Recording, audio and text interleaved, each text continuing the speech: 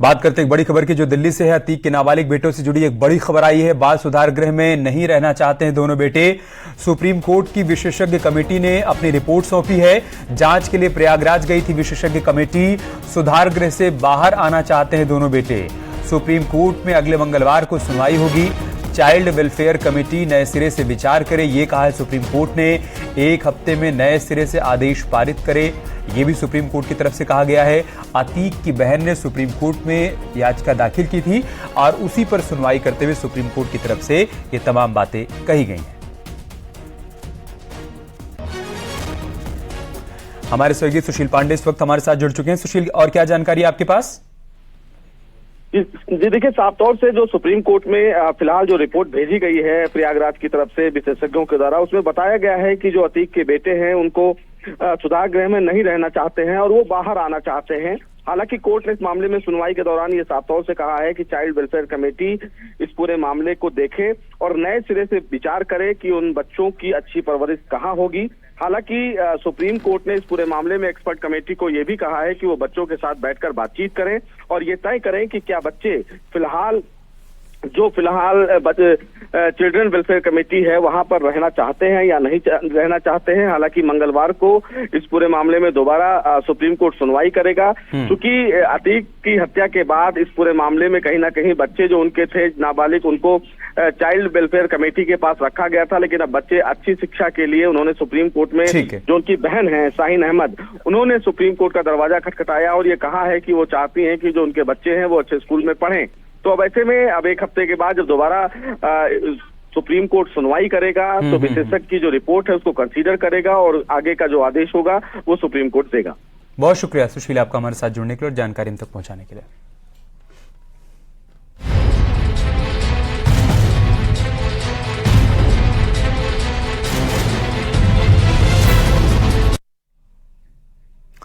CM योगी 2 दिवसीय गोरखपुर के दौरे पर हैं। सीएम योगी ने आज बीआरडी मेडिकल कॉलेज में विशेष संचारी रोग नियंत्रण अभियान का शुभारंभ भी किया।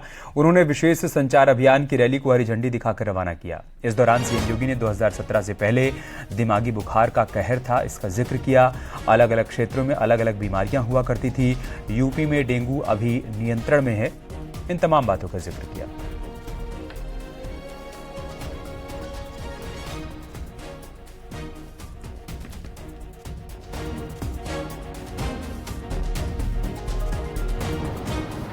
प्रदेश सरकार के द्वारा 2017 से डेंगू, मलेरिया, इंसेफ्लाइटिस, कालाजार, चिकनगुनिया जैसी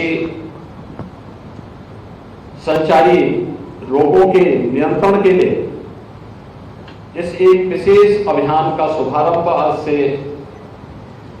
6 वर्ष पहले हुआ था। उसके बहुत अच्छे परिणाम हम सबके सामने आए हैं। उन परिणामों को देख करके ही प्रतिवर्ष 3 बार प्रदेश सरकार अंतर विभागीय समन्वय के माध्यम से संचारी रोग नियंत्रण के लिए विशेष अभियान प्रारंभ करती है। अक्टूबर से जनवरी तक चलने वाला है विशेष अभियान।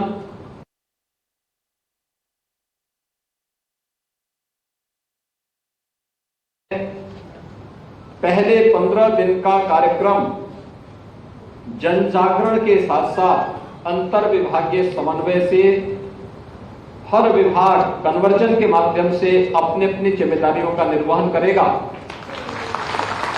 तो अगले 15 दिन यानी 16 अक्टूबर से 31 अक्टूबर तक का समय एएनएम, आशा कार्यकर्त्री इनके द्वारा घर घर जाकर के दस्तक अभियान के माध्यम से उन सभी घरों में जहां कोई बुखार हो, कोई खांसी हो रही हो, कहीं भी कोई इस प्रकार की शिकायत है, उन लोगों के घर में जाकर के उनकी काउंसलिंग करना, उन्हें हॉस्पिटल तक पहुंचाना और फिर उनके उपचार की उचित व्यवस्था उपलब्ध करवाने का एक विशेष कार्यक्रम जन जागरण का इस दौरान भी चलेगा। मिशन 2024 की चुनावी तैयारी में जुटी बीजेपी अपने यूपी संगठन को मजबूत करने में जुटी हुई है। इसे और पुख्ता करने के लिए एक बार फिर से बीजेपी संगठन में बदलाव की तैयारी है।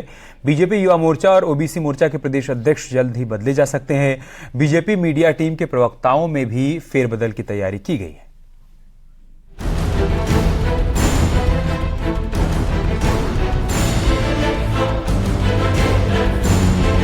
24 से पहले अब बदलाव की बयार जोर पकड़ चुकी है। यूपी में बीजेपी ने पहले 69 नए चेहरों को जिला अध्यक्ष बनाया, तो अब अलग अलग विंग के प्रदेश अध्यक्ष को हटाया जा सकता है, जिससे बीजेपी के रथ को आगे बढ़ाने में नए और ग्राउंड से जुड़े चेहरों की भागीदारी हो सके। दरअसल बीजेपी की कोशिश विंग में जातीय समीकरण को फिट करने की है। संगठन में नए चेहरों की भागीदारी बढ़ाने पर है। उत्तर प्रदेश में क्षेत्रीय समीकरण को साधना है, पिछड़े और अति पिछड़े जातियों को मौका देना है। इसके लिए बीजेपी संगठन में फेरबदल की सुगबुगाहट फिर से शुरू हो गई है। हमारे यहाँ निरंतर बदलाव की प्रक्रिया चलती रहती है, तो और आपस में विचार विमर्श करके जो हमारी कार्य पद्धति है, हम पार्टी का कोई मालिक तो हमारे यहाँ है नहीं, हम लोग आपस में बातचीत करके और परस्पर सहमति के आधार पर हम लोग निर्णय लेते हैं और इस निश्चित रूप से बहुत जल्दी जो भी संगठन का आंशिक छोटा मोटा बदलाव करना है वो पूरा हो जाएगा। ये बदलाव उस चुनाव के लिए है जिसमें बीजेपी 80 में 80 सीटों का दावा कर रही है और इस लक्ष्य को पाने के लिए हर मोर्चे पर तैयारी शुरू हो गई है। यानी जातीय समीकरण के साथ ही बीजेपी अब क्षेत्रीय समीकरण को साधने के प्लान पर काम कर रही है। जानकारी है कि बीजेपी के अलग अलग विंग के प्रदेश अध्यक्ष हट सकते हैं। युवा मोर्चे में नए अध्यक्ष को लाने की तैयारी। युवा मोर्चे के अध्यक्ष प्रांशु दत्त हटाए जा सकते हैं। ओबीसी मोर्चा के अध्यक्ष नरेंद्र कश्यप का हटना तय। मीडिया टीम के प्रवक्ताओं में भी होगा फेरबदल। यानी विंग से लेकर मीडिया टीम में बदलाव से बीजेपी अपने चुनावी रणनीति को आगे बढ़ा रही है और इसकी तस्वीर तभी साफ हो गई जब 69 नए जिला अध्यक्षों को मौका मिला और बीजेपी ने साफ कर दिया कि स्थानीय इकाई में स्वीकार नेता को ही बीजेपी अपना चेहरा बना रही है और इसका सीधा असर पार्टी के चुनाव प्रबंधन पर देखने को मिला। भारतीय जनता पार्टी मिशन 2024 की चुनावी तैयारियों में जुटी हुई है। भारतीय जनता पार्टी जहां एक तरफ तमाम चुनावी अभियान उत्तर प्रदेश में संचालित कर रही है, वहीं दूसरी तरफ भारतीय जनता पार्टी अपने संगठन को भी दुरुस्त करने में जुटी हुई है। पिछले दिनों भारतीय जनता पार्टी के 70 जिला अध्यक्ष बदले गए। अब भारतीय जनता पार्टी उत्तर प्रदेश में ओबीसी मोर्चा और युवा मोर्चा के प्रदेश अध्यक्ष में बदलाव करेगी। जल्द ही नए प्रदेश अध्यक्ष युवा मोर्चा और ओबीसी मोर्चा के तैनात किए जाएंगे। यही नहीं, भारतीय जनता पार्टी की प्रदेश की मीडिया टीम यानी कि प्रवक्ताओं में भी फेरबदल किया जाएगा। इन सबके इतर बीजेपी उस प्लानिंग पर भी काम कर रही है जिससे लोकसभा चुनाव में नए चेहरों को मौका दिया जा सके। इसके लिए मौजूदा सांसदों का भी पत्ता काटने से बीजेपी गुरेज नहीं करेगी। यानी बीजेपी का मकसद साफ है, जो जनता के लिए काम करेगा, जनता उसका प्रतिनिधित्व स्वीकार करेगी। उसी चेहरे को टीम में शामिल किया जाएगा, चाहे जिला अध्यक्ष हो या फिर अलग अलग विंग, क्योंकि 24 के रिंग में बीजेपी कोई भी मौका गंवाने वाली नहीं है। न्यूज़ 18 के लिए संकेत मिश्रा की रिपोर्ट।